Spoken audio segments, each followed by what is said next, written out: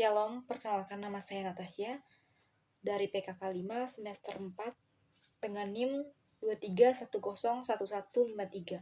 Baiklah, di video kali ini saya akan membacakan hasil ringkasan saya, yaitu kolonialisme Portugis, pengaruh dan Spanyol dalam misi Katolik.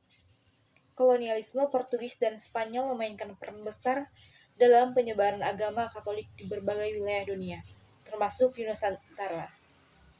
Berikut adalah pengaruh utama mereka dalam misi Katolik. Yang pertama, pengaruh Portugis dalam misi Katolik. Peran Portugis dalam penyebaran Katolik.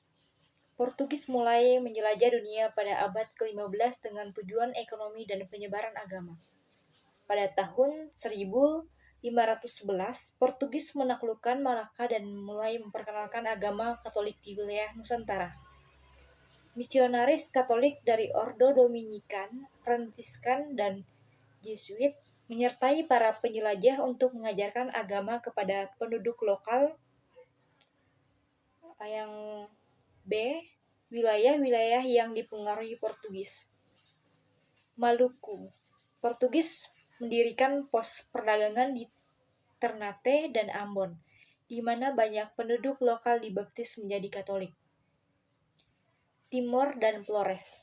Katolik berkembang pesat di wilayah ini karena upaya misionaris Jesuit dan Dominikan. Hingga saat ini, Flores dan Timor tetap menjadi basis Katolik yang kuat di Indonesia. Solor. Portugis mendirikan banteng dan gereja di Pulau Solor sebagai pusat penyebaran Katolik di Nusa Tenggara. Yang C. Tokoh misionaris Portugis yang berpengaruh. Santo Franciscus Xaverius pada 1506 sampai 1552 dari Ordo Jesuit adalah misionaris paling terkenal yang datang ke Maluku pada abad ke-1546 sampai 1547.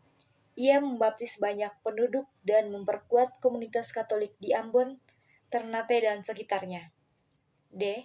Dampak kolonialisme Portugis terhadap Katolik di Nusantara, yang dimana ada pendirian gereja gerjera pertama di Indonesia, yang kedua penciptaan buku-buku tetap kuat di beberapa daerah meskipun Portugis kemudian diusir oleh Belanda yang berhaluan Protestan. Yang kedua, pengaruh Spanyol dalam misi Katolik. Ada A. Peran Spanyol dalam penyebaran Katolik. Spanyol juga memiliki misi untuk menyebarkan agama Katolik melalui kolonisasi, terutama setelah abad 1494, ketika perjanjian Tordesillas membagi dunia antara Spanyol dan Portugis. Yang kedua, Spanyol lebih banyak berpengaruh dalam penyebaran Katolik di Filipina dibandingkan Nusantara. B. Dampak di wilayah Nusantara. Pada abad ke-16, Spanyol sempat hadir di Maluku Utara, terutama di Tidore, tetapi tidak terlalu berpengaruh karena bersaing dengan Portugis dan Belanda. Sebagai besar keberhasilan misi Katolik Spanyol terlibat di Filipina, di mana agama Katolik menjadi dominan hingga saat ini. Adapun kesimpulan, Portugis lebih berperan dalam penyebaran Katolik di Nusantara dibandingkan Spanyol. Kehadiran Portugis membawa misionaris Katolik ke Maluku, Timor, dan Flores, yang hingga kini masih menjadi pusat komunitas Katolik di Indonesia. Namun, setelah kedatangan Belanda yang berhaluan Protestan, penyebaran Katolik mengalami kemunduran sebelum akhirnya bangkit kembali pada abad ke-19. Demikian ringkasan yang dapat saya bagikan. Terima kasih.